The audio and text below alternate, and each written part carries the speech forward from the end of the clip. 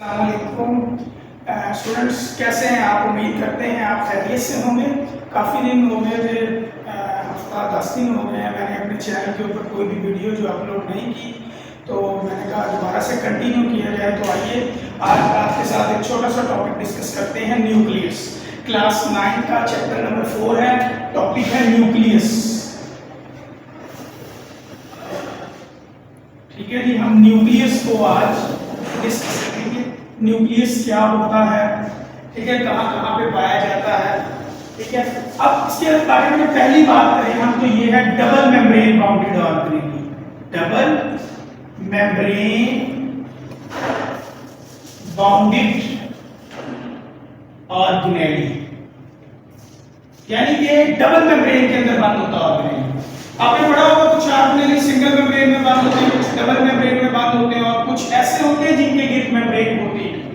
Location बताते हैं आपको इसकी के पाया कहां पर जाता है। यूकैरियोटिक सेल्स के अंदर पाया जाता है। अब यूकैरियोटिक सेल्स में दो सेल आ जाते हैं, एक आ जाता है प्लांट का सेल और एक आ जाता है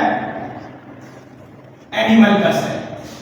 अगर हम यहाँ प्लांट सेल की बात करें तो प्लांट सेल के अंदर न्यूक्लियस जो होता है ये साइड पे पाया जाता है, यहाँ क्यों, सेंटर में वैक्यूल आ रहा है, ठीक है जी, ये प्लांट सेल। और अगर हम एनिमल सेल्स की बात करें, एनिमल सेल में न्यूक्लियस यहाँ पर सेंटर में पाया जाता है, ठीक है। ये बच्चों इसकी लोकेशन होगी in the case of plant and animal, ठीक है जी। अब हम देखते हैं कि इसके अंदर इसके अलावा और कौन कौन सी चीजें होती हैं, इसकी कंपोजिशन क्या है, मीन के ये किन किन चीजों के ऊपर मुश्तमिल होता है। इसके अंदर सबसे पहले न्यूक्लियर इनवेलप आ जाता है, न्यूक्लियर इनवेलप। दूसरी बात न्यूक्लियोलस आ जाता है इसके अंदर, न्यूक्लियोलस। तीसरी बात क्रोमैटिन, क्रोमैटिन आ जाती है। चौथी बात न्यूक्लियोप्लाज्म, न्यूक्लियोप्लाज्म, इन सब चीजों पर मुश्तमिल होता है न्यूक्लियस, ठीक है जी। न्यूक्लियोप्लाज्म आ जाता है, nuclear envelope, nucleolus, chromatin, nucleoplasm और न्यूक्लियर पोर और न्यूक्लियर पोर्स, इन सब चीजों पर न्यूक्लियस मुश्तमिल होता है। ये बाहर वाली इसकी मेम्ब्रेन होती है।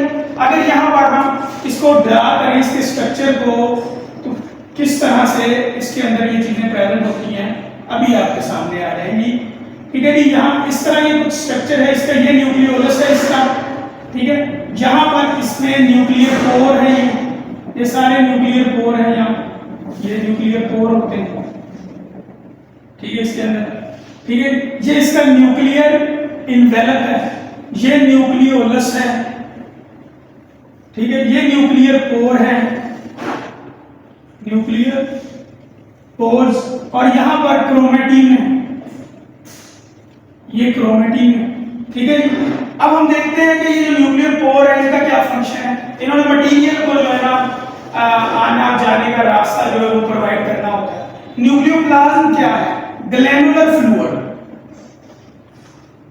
Glandular fluid present in nucleus.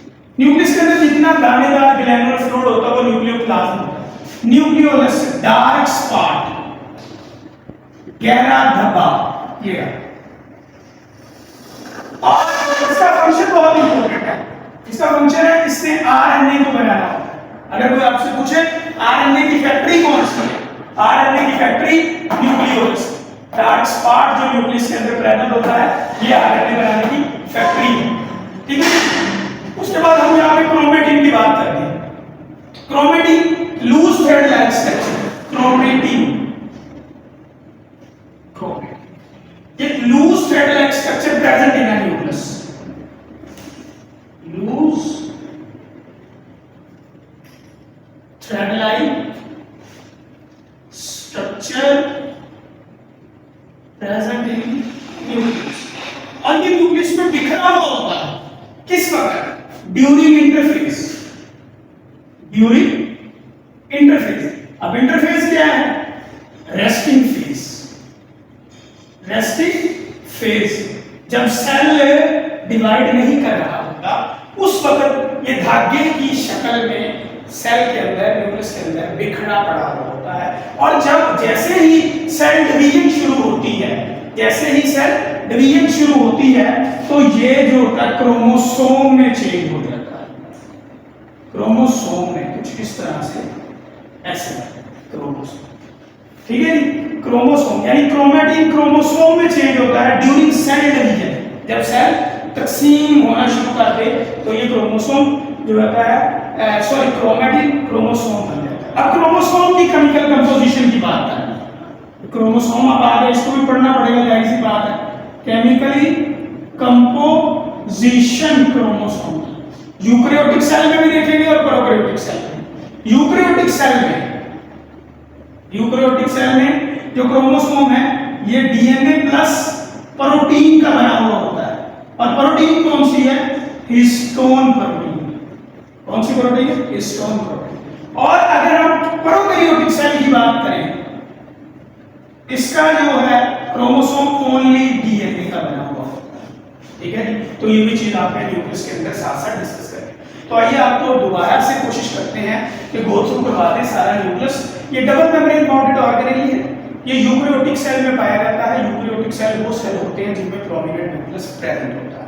Plant के अंदर ये साइड में प्रेजेंट होता है, एनिमल में ये सेंटर में प्रेजेंट होता है। इसके स्ट्रक्चर में न्यूक्लियर एनवेलप आता है, न्यूक्लियोलस आता है, क्रोमैटिन आता है, न्यूक्लियोप्लाज्म आता है, ठीक है जी। ये सारी चीजें इसके स्ट्रक्चर में आती हैं। और एक बहुत इंपॉर्टेंट पॉइंट है यहाँ पे न्यूक्लियोलस, इसके बारे में कहा जाता है ये डार्क स्पॉट फैक्ट्री है आरएनए बनाने की, आरएनए को बनाती है, बहुत इंपॉर्टेंट है।